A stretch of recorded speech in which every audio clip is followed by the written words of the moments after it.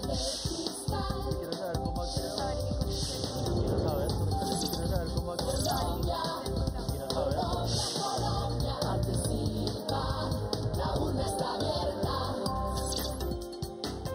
Hola, muy buenas noches. Bienvenidos al programa de la participación ciudadana en el que ustedes preguntan y el gobierno responde. Participa, la urna está abierta. Y quien va a responder esta noche es Alan Jara, director de la Unidad para la Atención y Reparación Integral de las Víctimas, con quien hablaremos de cómo beneficia el acuerdo de paz a las víctimas. Sobre este tema, ustedes pueden preguntar lo que quieran a través de nuestras líneas telefónicas. En Bogotá, 566-2232 y la línea gratuita a nivel nacional, 018-9199-69. No olviden que el texto completo del acuerdo final para la terminación del conflicto y la construcción de una paz estable y duradera está disponible para su consulta de manera fácil y gratuita a través de la página web www.acuerdosdepaz.gov.co. Recuerden, a través de la página www.acuerdosdepaz.gov.co. También pueden utilizar Twitter para conocer los detalles del acuerdo en las cuentas oficiales @comisionado de paz y @equipodepaz.gov. Pues de esta manera damos inicio y le damos la bienvenida al director de la Unidad para la Atención y Reparación Integral de las Víctimas, doctor Alan Jara. Bienvenido y muchas gracias por acompañarnos hoy en El Gobierno Responde. Muy buenas noches, muchas gracias también a ustedes por permitirnos participar y explicar todo lo que tiene que ver con las víctimas en el acuerdo de paz. Bueno, director, para empezar, queremos hacer un pequeño recuento de cómo ha sido este tema de víctimas. En Colombia es el primer país en el mundo que empezó a reparar las víctimas del conflicto armado interno antes de iniciar las negociaciones que llevarían a la terminación definitiva de la confrontación. Hoy en día, según el registro único, tenemos 8.131.269 víctimas, de las cuales 6.230.919. Punto exacto. Están siendo reparadas y recibiendo la asistencia necesaria para devolverle su dignidad, memoria, recuperar la verdad y crear las condiciones para que hechos como estos que sufrieron no vuelvan a repetirse. A mí los indígenas me enseñaron a conocer las hierbas para hacer los aliños. Es lo que le da sabor a lo que yo hago. Siempre he estado acostumbrado a trabajar, a ganarme la vida honradamente. Por eso cuando me ocurrió el desplazamiento no me quedé de brazos cruzados.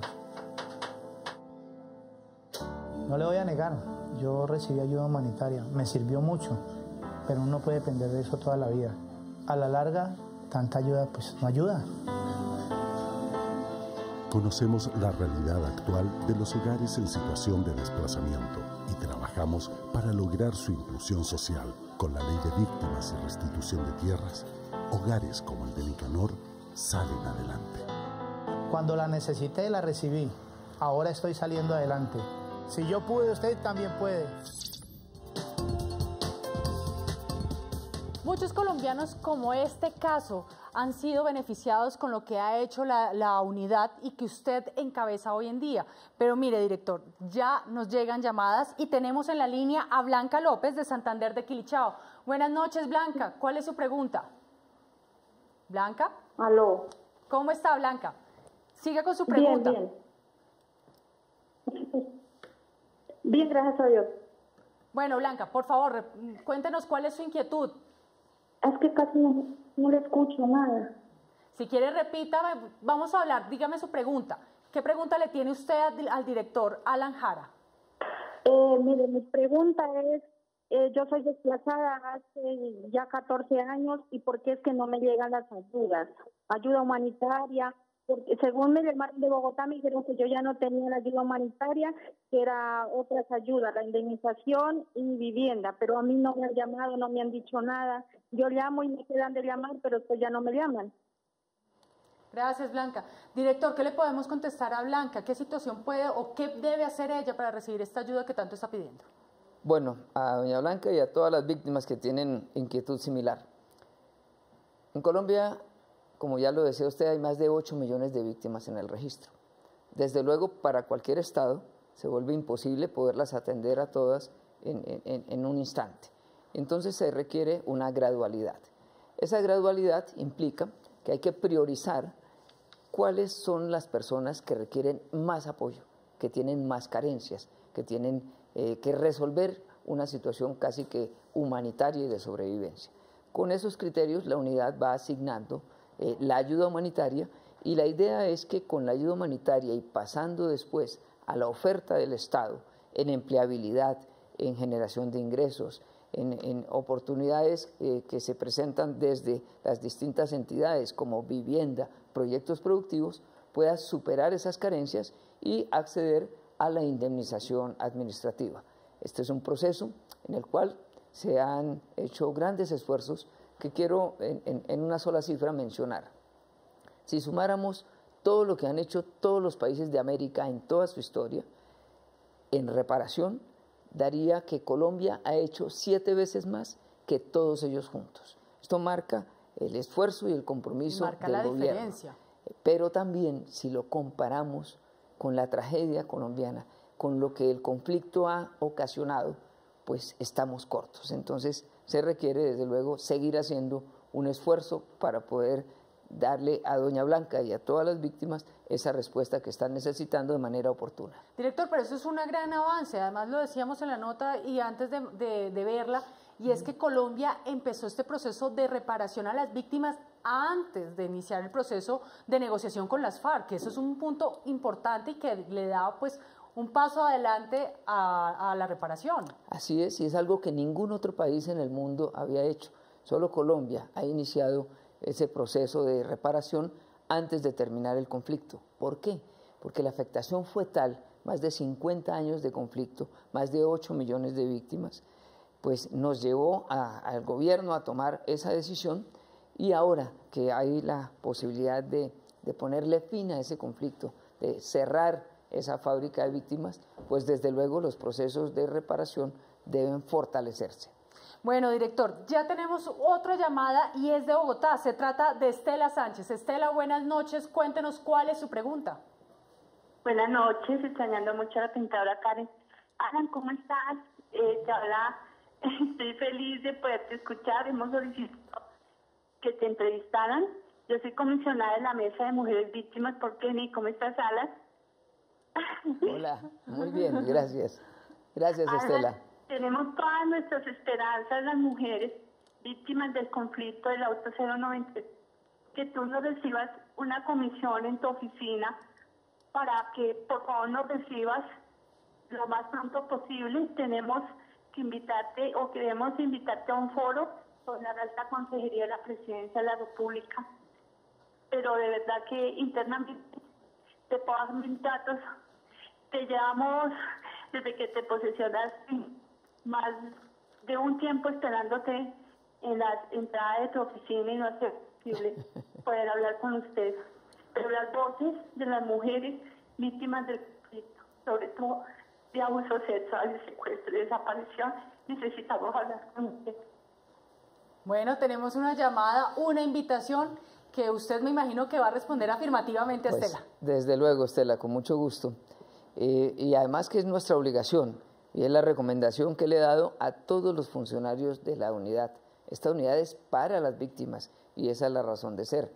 Yo estoy terminando de aterrizar, como se dice en la unidad. He venido haciendo una visita a todas las entidades territoriales porque tenemos sedes en los departamentos. O sea, 32. Y son 20 territoriales que cubren los 32 departamentos.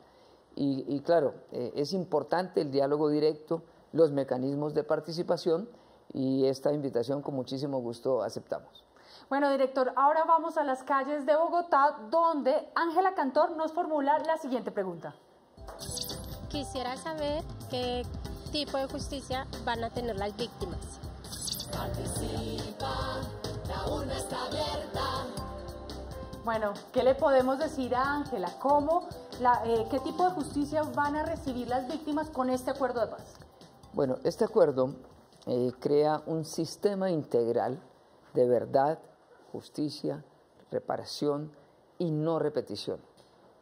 Esto debe verse desde luego en ese contexto, como un aspecto integral, porque esa es la justicia que se ha planteado por la gran mayoría de las víctimas, ¿Qué necesita saber una víctima? ¿Qué necesitamos saber?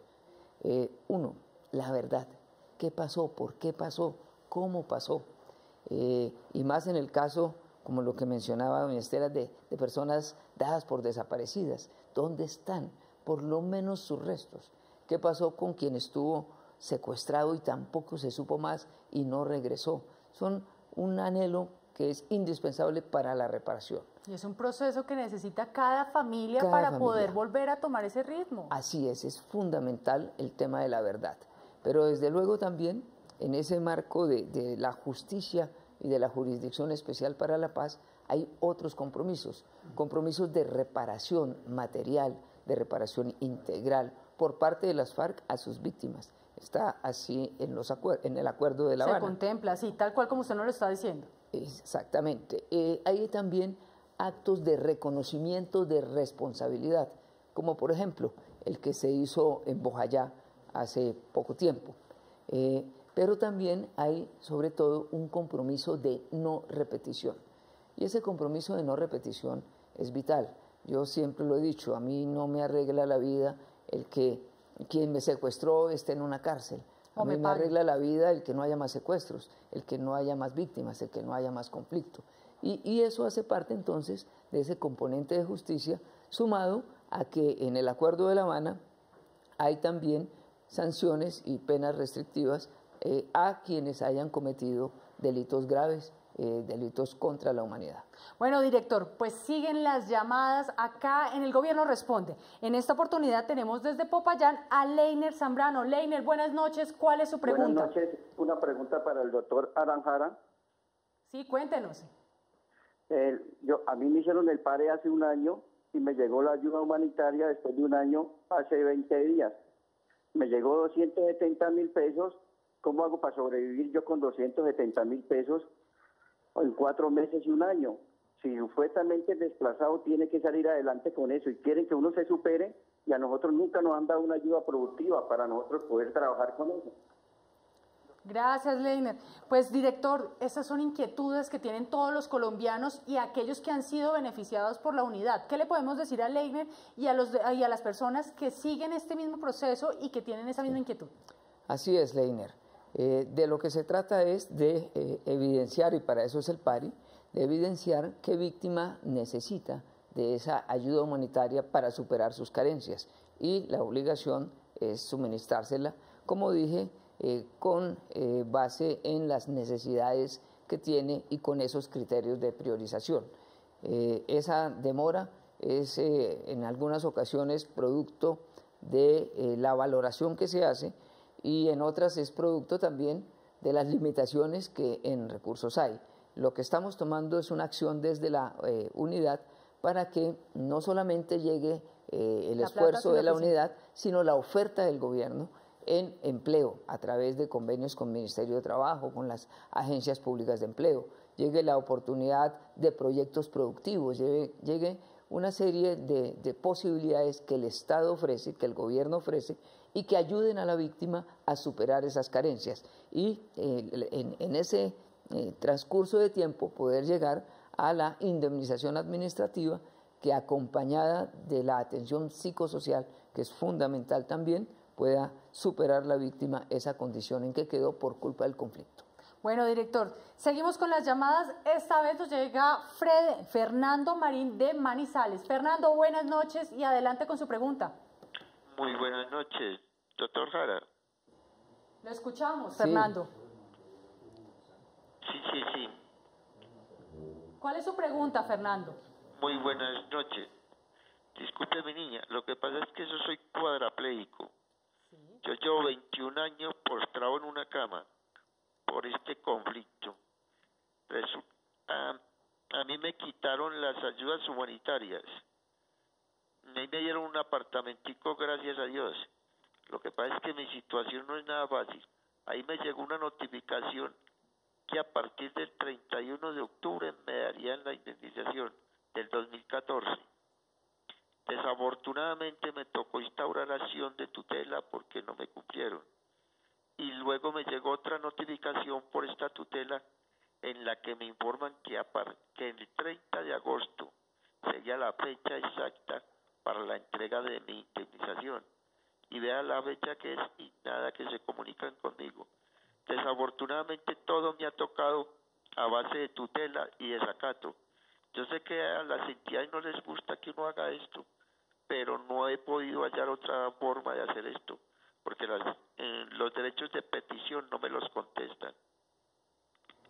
Bueno, pues acá vemos un caso y es lo que está planteando Fernando, pero también hay que entender que esta entidad tiene más de 6 millones de víctimas que están siendo reparadas de manera simultánea y pues no hay la cantidad de funcionarios públicos que ayuden a entender pues adecuadamente, oportunamente, como es el deber que tenemos a través de la unidad, ¿o no, director? Así es, pero tenemos un gran reto. La tutela debe ser un mecanismo excepcional. La tutela no puede convertirse en la actividad a la que tengan que recurrir las víctimas para ser atendidas. Nuestro propósito es dar respuesta antes de que tengan que poner una tutela, atender los derechos de petición de tal manera que la víctima reciba una respuesta oportuna, de calidad y con dignidad. En este caso específico, que se trata de un tema humanitario al extremo, digamos, desde luego que está dentro de los parámetros de priorización de la unidad. Yo le quiero dar a usted y a todos los televidentes, porque sí, es justo, esto es una entidad para las víctimas, le quiero dar mi correo personal y me escribe allí para que podamos resolver eso sin necesidad, como digo, de recurrir a esos mecanismos, porque lo que usted me está planteando pues es más que justo. El correo mío es alan.jara@unidadvictimas.gov.co.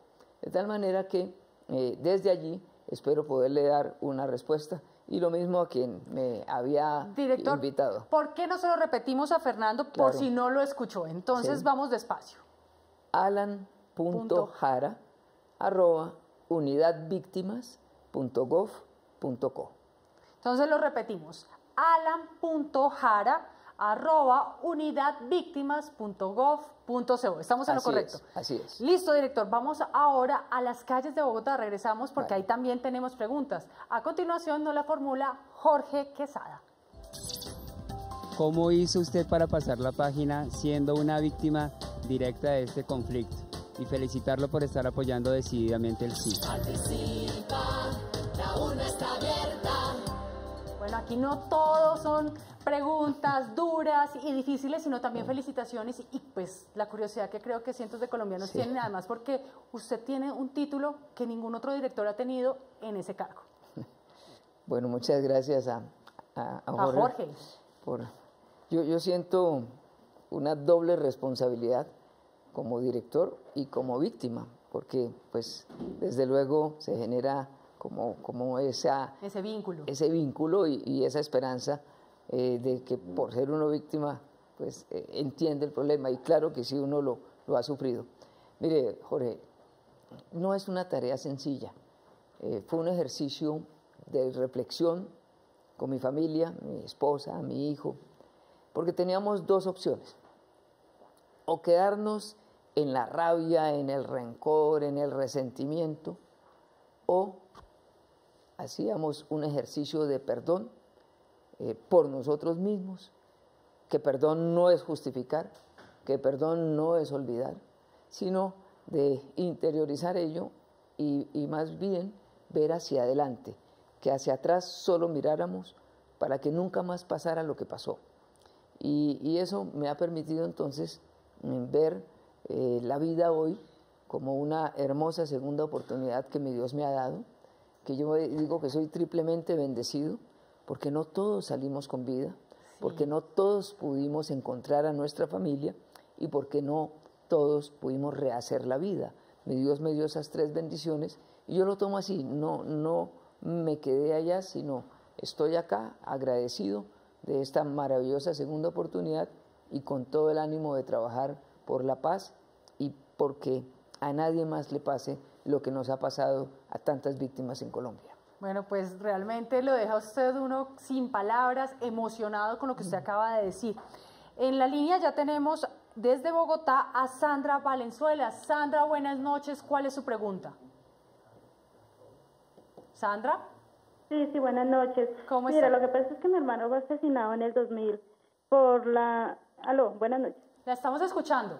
Sí, mi hermano fue asesinado en el 2000 pues por víctima del conflicto y yo no entiendo por qué a los padres y a los hermanos no son reparados. Esa es muy buena pregunta. O sea, ¿acá solamente se repara a las víctimas como lo está diciendo Sandra o también a las familias, al círculo cercano? No, se repara a la familia más cercana. Hay unos protocolos claramente establecidos para ello y en el caso de víctima de homicidio en el marco del conflicto, pues desde luego la familia cercana se convierte en víctima también y como víctima tiene el derecho a la reparación. Esta es una de las circunstancias pues, más dolorosas que hay y tiene que ser atendida en esa condición.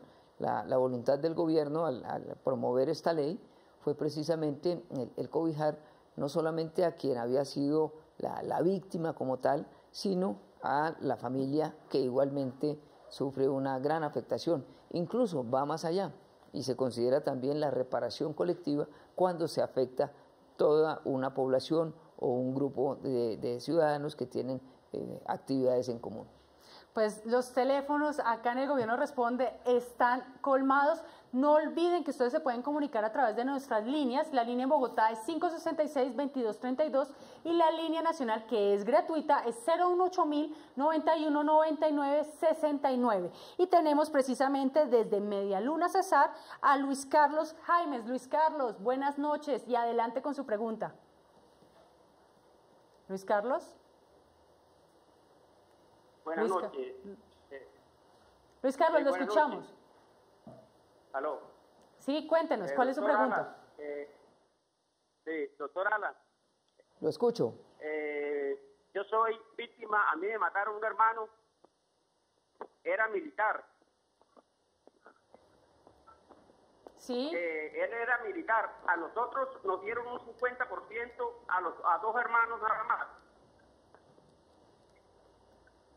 Hace 4 años quedó el 50%, no sé qué pasó con eso. Bueno, creo que la pregunta de Luis Carlos es si los cubre por cuánto tiempo este beneficio que es de reparación a las familias que perdieron a un ser querido por la guerra. Bueno, es importante precisar que también hay víctimas que son miembros de la fuerza pública, policías, soldados, militares, que sus familias igualmente tienen derecho a una reparación. Tiene un procedimiento diferente, pero está enmarcado en la ley de víctimas y está enmarcado en el derecho que tiene para ello. Entonces, la verdad no copié bien lo que decía al final, pero la familia, como mencionábamos en el caso anterior, la familia también tiene derecho a esa indemnización en el caso de muerte en razón del conflicto. De manera que son circunstancias que tenemos que aclarar, máxime si ya, como nos dice, se le reconoció a unos hermanos, no sé si es que hay otros a los que no se le haya reconocido, pero lo invito a que en el correo que dimos, pues nos aclare cuál es la particularidad y cuál es el punto que tenemos que resolver. Luis Carlos, les recordamos que el mail que acaba de dar el director de la unidad es alan.jara@unidadvictimas.gov.co. Usted le puede preguntar por su caso específico para que precisemos y le puedan dar una información mucho más clara de lo que usted nos está consultando hoy en el Gobierno Responde. Pues continuamos con las llamadas. Esta vez nos vamos para Cartagena, donde tenemos a Nubia Vázquez. Nubia, buenas noches. Adelante con su pregunta. Nubia. Buenas noches. Buenas noches. Mi pregunta es para el doctor Alan Jara.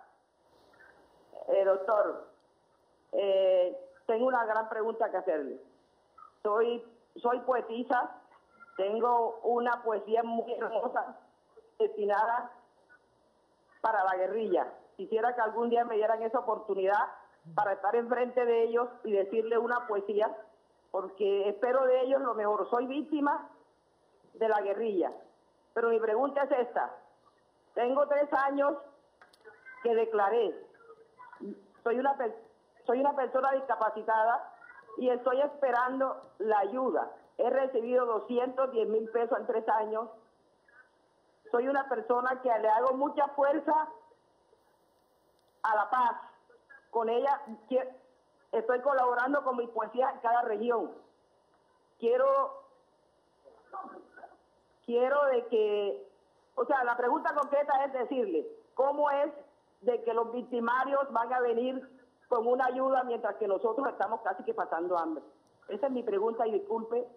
Soy una persona que lo admiro mucho, lo admiro a usted, quisiera tenerlo enfrente un día para dedicarle una poesía que tengo. Muchas gracias, doctor. Bueno, bonito el caso que le da Nubia Vázquez. Por un lado tiene una poesía que quiere decírsela y recitársela a los miembros de las FARC, y por otra le está haciendo una pregunta muy concreta, y es frente a los acuerdos. Hay unas ayudas para los que se van a reinsertar a la vida civil y otra para las víctimas. ¿Cómo es eso?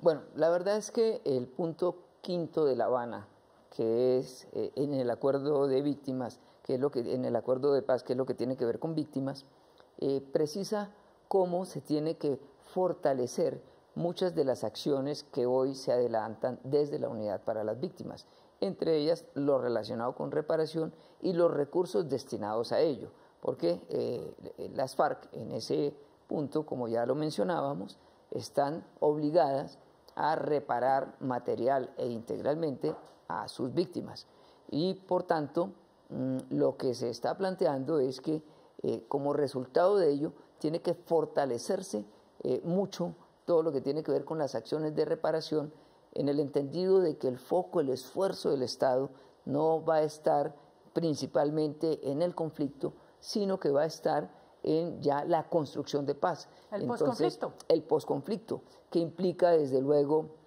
vías, oportunidades, educación, salud y reparación también a las víctimas. Así que no tenga temor, doña Nubia, en el sentido de que las víctimas van a quedar a un lado, no. Por el contrario, se va a robustecer esa actividad de reparación que tiene que adelantarse. Y sobre la poesía, pues qué bueno que tenga la oportunidad de decírsela. Si está en mis manos, yo le ayudo a hacerla. Y con gusto nos vemos también, porque como estoy yendo a todos los territoriales y la escucho y compartimos ese anhelo de construir paz, porque con deporte, con cultura, también se construye paz en Colombia. Bueno, eso es un mensaje maravilloso para todas las víctimas de este conflicto armado, que ya pronto tendrá fin y que tendrá una firma definitiva el próximo 26 de septiembre. Director, hace unos minutos nos llamó Estela Sánchez de Bogotá, quien aún tiene otra pregunta para usted. Estela, cuéntenos, ¿cuál es su siguiente pregunta? No, mi amor, es que quedé muy preocupada porque no logré escuchar la respuesta. Alan, de nuevo, comisionado de las mujeres víctimas por la localidad de Kenny. Don Alan, por favor, recíbanos a las comisionadas para tocar los puntos puntuales de que te ha comentado. ¿Quieres escribir mi número de celular, por favor? Bueno, con mucho gusto, dime. 321. Sí. 413. 47. 413. 413. 13. 74. 74. 62, Alan, por favor. 321 413 7462. 7462. Tenemos muchas mujeres en condición de discapacidad, Alan. Bueno, Estela, apenas termine este programa le marco. Dios lo bendiga. Bueno. Y bendigamos al programa. Esta oportunidad. Gracias. Gracias a usted. Bueno, mire cómo nos llaman, miren cómo el gobierno sigue respondiendo cada una de las inquietudes de los ciudadanos que se comunican con nosotros a través de las líneas telefónicas. Les recordamos, la línea de Bogotá es 566-2232 y la línea gratuita a nivel nacional es 018-9199-69. Ahora vamos a unos pequeños cortes institucionales y no olviden, en un momento seguimos con El Gobierno Responde con el director Alan Jara. Seguimos con el director de la Unidad para las Víctimas y Atención y Reparación Integral a las Víctimas, Alan Jara. Director, lo voy a invitar a que vea una bella nota donde pues, se reflexiona sobre estas 5 décadas de conflicto armado interno que no solo han sido víctimas la sociedad civil, sino aquellos hombres y mujeres que han ofrecido hasta sus vidas por protegernos. Es el caso del soldado profesional Andrés Mauricio Salazar, quien a pesar de haber perdido durante un combate con la guerrilla de las FARC en los Montes de María el pasado 22 de febrero del 2004, sus 2 piernas, el ojo izquierdo y la audición del oído derecho, cree en la paz y en la reparación de las víctimas. Desde que yo empecé a prestar mi servicio militar, es como un orgullo de pronto representar a mi país o ayudar a nuestro país.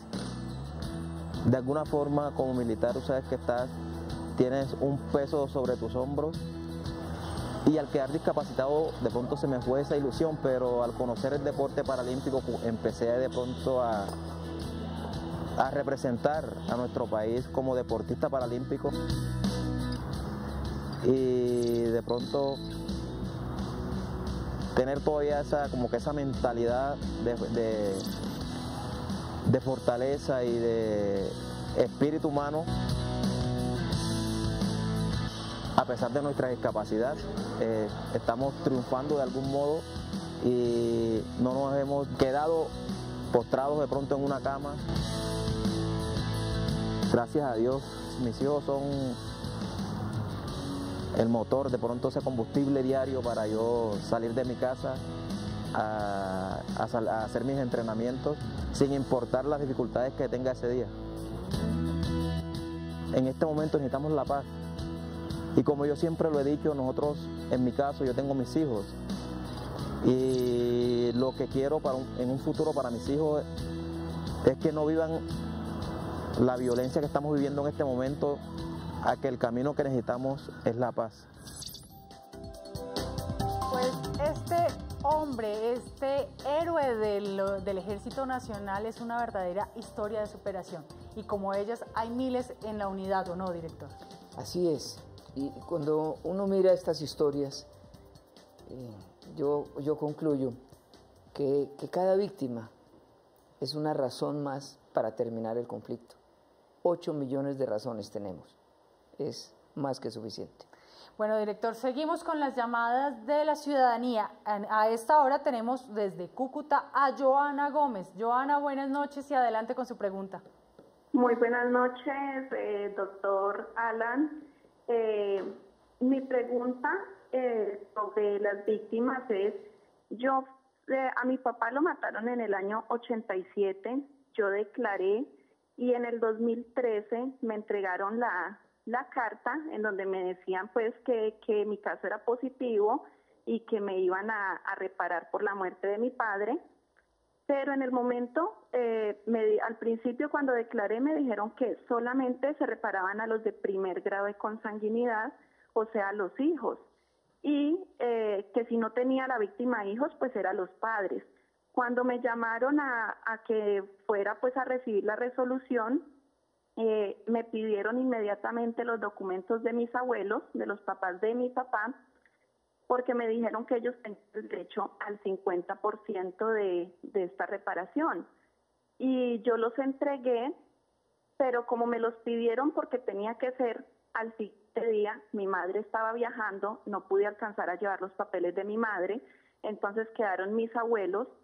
Y el año pasado, más o menos en octubre, me llamaron a hacerme ese party, si no estoy mal, y resulta que yo le pregunté al asesor que si yo en estos momentos, yo era quien había declarado que si ya podía meter a mi madre, y mi abuelo inclusive ya murió, ya falleció, entonces para que de pronto lo que le correspondía a mi abuelo se lo dieran a mi madre.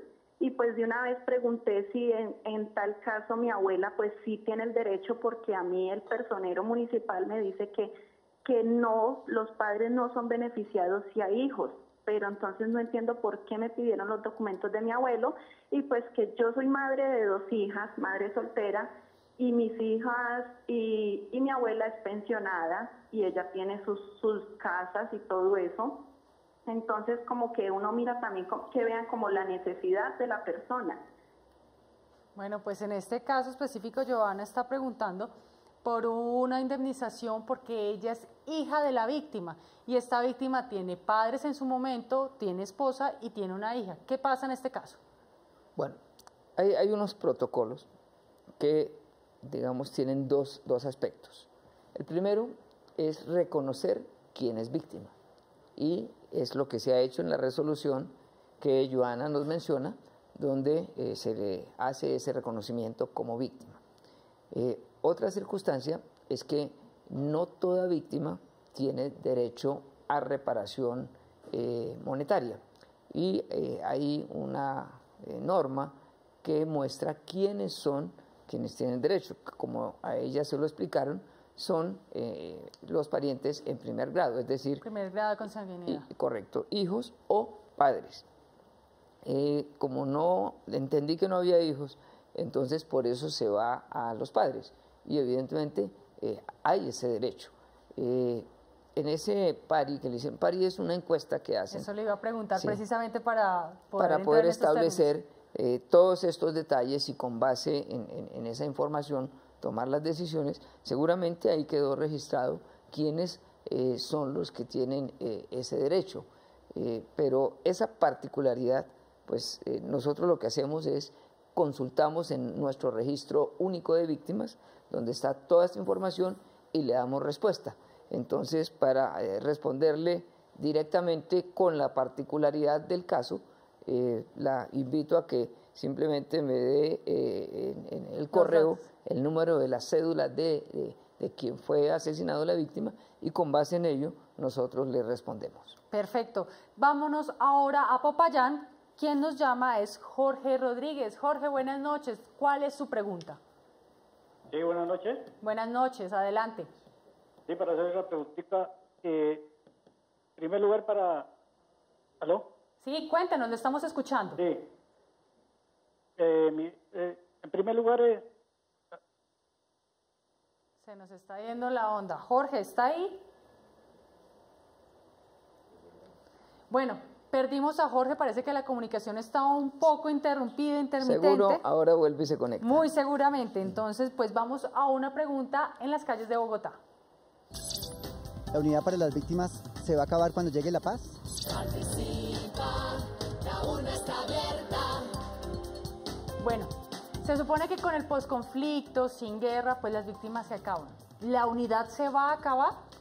La unidad sale robustecida de estos puntos que se han firmado en el Acuerdo de La Habana, porque es precisamente reconociendo el papel que ha tenido la unidad con los mecanismos de participación, de reparación colectiva, de ayuda humanitaria, todo lo que tiene que ver con la acción propia que la ley 1448 y los decretos étnicos, que son decretos ley hermanos de la ley, que tienen la misma fuerza para las comunidades afro, indígenas y el pueblo gitano, sale robustecida. Ahora, desde luego la vocación de la unidad es temporal, porque llegará un momento, quiera Dios, más temprano que tarde, en el cual se cumpla con la misión de la unidad. Pero mientras no se cumpla, pues debe continuar, y los acuerdos de La Habana, repito, lo que hacen es fortalecer la acción de la unidad, los elementos que ya hoy se tienen, y complementarlo con acciones como las que ya mencionábamos, de ese sistema integral de verdad, justicia, reparación y no repetición. Así que la unidad, producto del Acuerdo de La Habana, no se acaba, se fortalece. Bueno, un parte de tranquilidad para todos los ciudadanos y aquellas víctimas que siguen adelantando procesos con la unidad. Ahora nos vamos a las calles de Bogotá con una pregunta de Edison Herrera. ¿Por qué se dice que las víctimas están en el centro del acuerdo? Participa, la urna está abierta. Esto es un comentario que ha hecho el presidente de la República, Juan Manuel Santos, en diferentes eventos, en diferentes escenarios, y lo sigue repitiendo. Este es un acuerdo que ha puesto en el centro a las víctimas. ¿Por qué? Así es, porque si uno lee los acuerdos de paz que se han suscrito en otros países, en épocas lejanas y recientes, el tema de víctimas no ha sido central. Aquí sí, porque es que la afectación fue demasiado grande. Y se afectó muchísimo a población civil. Por ello es tan importante el que las víctimas hayan sido tenidas en cuenta. ¿Cómo? Primero, hubo una serie de foros en los cuales las víctimas pudimos hacer preguntas, comentarios, sugerencias. Fueron 3 foros regionales y un foro nacional para enviar eso a la mesa de diálogos en La Habana. Después estuvimos 60 víctimas que expusimos nuestro caso también, nuestros dolores, angustias, temores y también nuestros anhelos, nuestros sueños. Y después, en el acuerdo, el punto 5 es referido a víctimas. Desde luego que saber la verdad le sirve a toda la sociedad, pero de manera muy especial a las víctimas. Se crea una comisión para el esclarecimiento de la verdad, que es un punto fundamental de este sistema integral que se está pactando en este acuerdo. Segundo, se crea también una unidad para la búsqueda de personas dadas por desaparecidas. Esa tragedia que viven miles de familias en nuestro país y que necesitan saber qué pasó y dónde están esos seres queridos. Y adicional a ello, ese sistema contempla 5 puntos que incluyen la reparación, que incluyen actos de reconocimiento, que incluyen actividades para la reparación integral a las víctimas, incluido temas de desminado por parte de las FARC, incluido temas humanitarios, reconstrucción de infraestructura que se afectó en el conflicto, pero por sobre todo, para mí muy importante, insisto en ello, la no repetición, que es la esencia cuando se impone una sanción o algo para que no lo haga más. La esencia de este acuerdo es la verdad, es la no repetición y es la reparación. Por eso es que se dice que las víctimas estamos en el centro de este acuerdo. Bueno, pues director, nos vamos a Lebrija, Santander, con Ana Milena Larrota, quien nos llama ahora. Ana Milena, buenas noches y adelante con su pregunta. Buenas noches. Doctor Alan, para mí es un gusto tener la oportunidad de comunicarme con usted el día de hoy. Mi pregunta es la siguiente. Yo soy hija de una persona que la asesinaron en el año de 1992 por la FARC, además de la reparación administrativa que nos brindó el gobierno. ¿Qué otros beneficios nos da este acuerdo de paz a nosotras las víctimas? Porque si bien es cierto, nos dieron un dinero, no hemos visto reflejados más estos beneficios. A mi padre le dieron, por la muerte de mi padre, nos dieron 20 millones de pesos, me cuento, 10 millones a mi mamá y nosotros tuvimos 4 hermanos y nos dieron 2 millones más a cada una.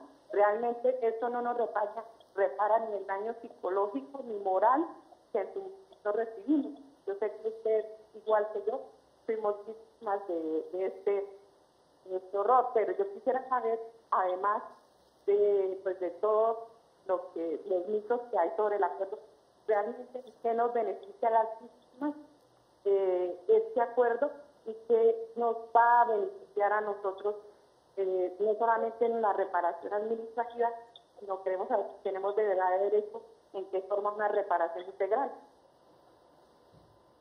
Bueno, acá la pregunta es muy clara. ¿Qué beneficios va a traer adicionales este acuerdo de paz pues, para las víctimas, aparte de la reparación que va a haber pues, por parte de la institucionalidad?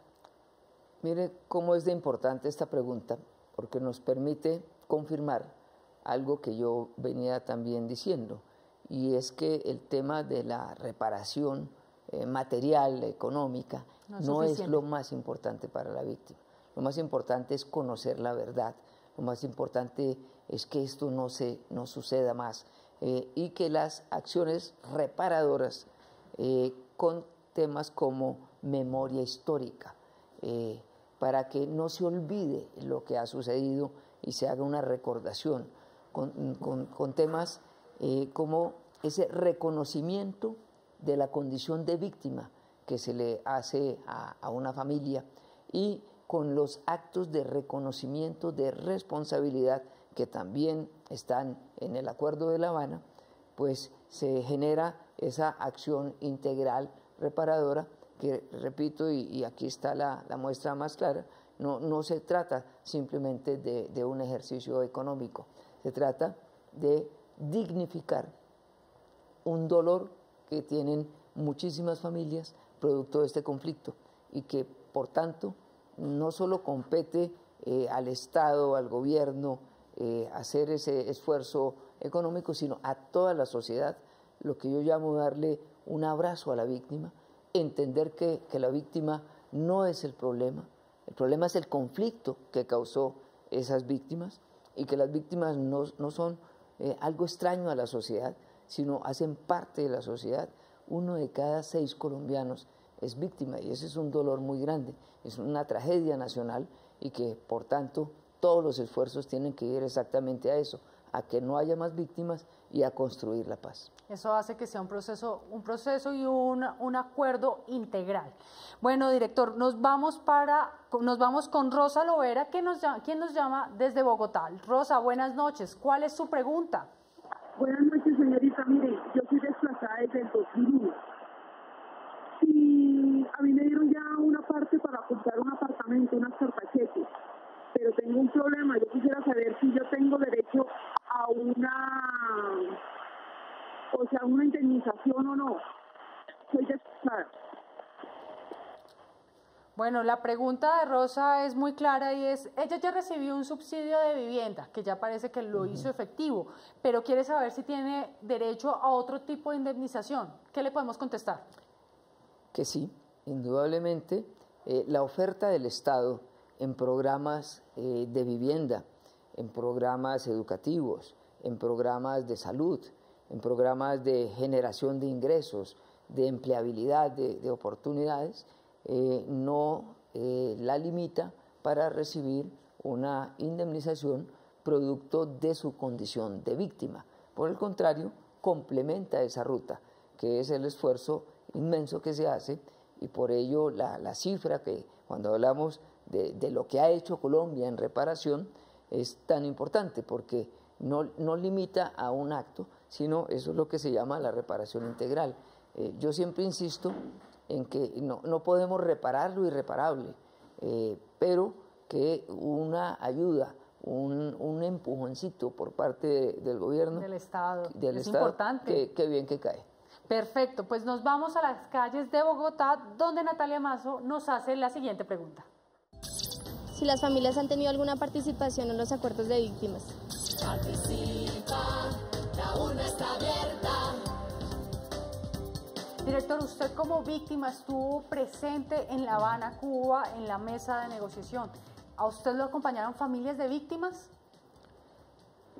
Bueno, hay familias que son víctimas porque le asesinaron o desaparecieron o secuestraron y no apareció un ser querido.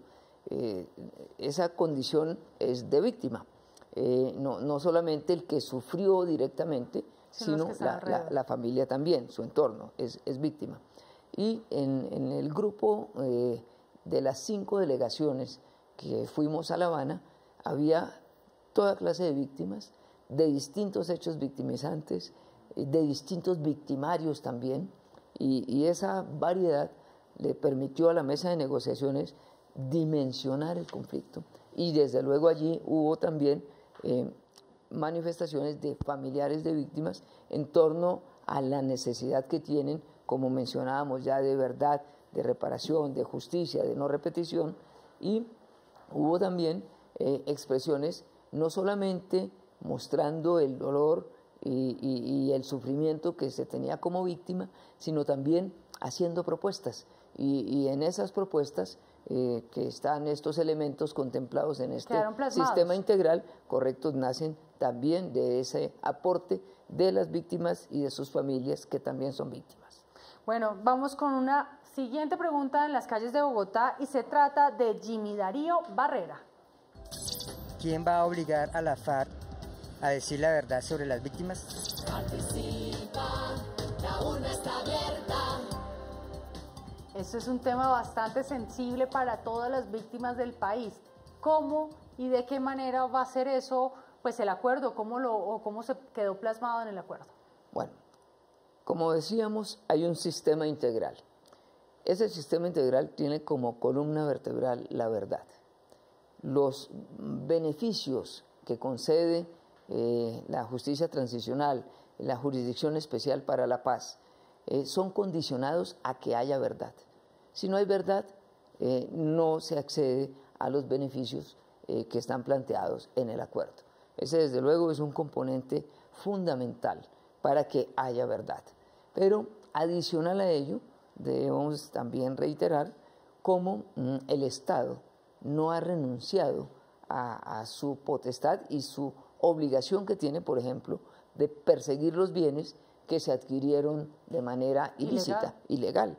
Y allí entonces hay también otro elemento que el Estado debe perseverar, porque esos recursos de victimarios diversos que causaron ese dolor a la víctima, los recursos de ellos adquiridos desde luego ilícitamente, van también a un fondo de reparación a víctimas. Entonces están los dos elementos, tanto el componente de verdad sobre el cual se estructura este sistema y la potestad que mantiene el Estado de perseguir los bienes adquiridos ilícitamente. Bueno, vamos a la ciudad de Ibagué. Desde allá nos llama Germán Devia. Germán, buenas noches. Se adelante con su pregunta. Germán. Sí, mira, buenas noches. Sí, buenas noches. Buenas noches, lo estamos escuchando. Mire, para darle un saludo al doctor, para darle un saludo al doctor Sala y a ustedes del programa. Gracias. Por el programa.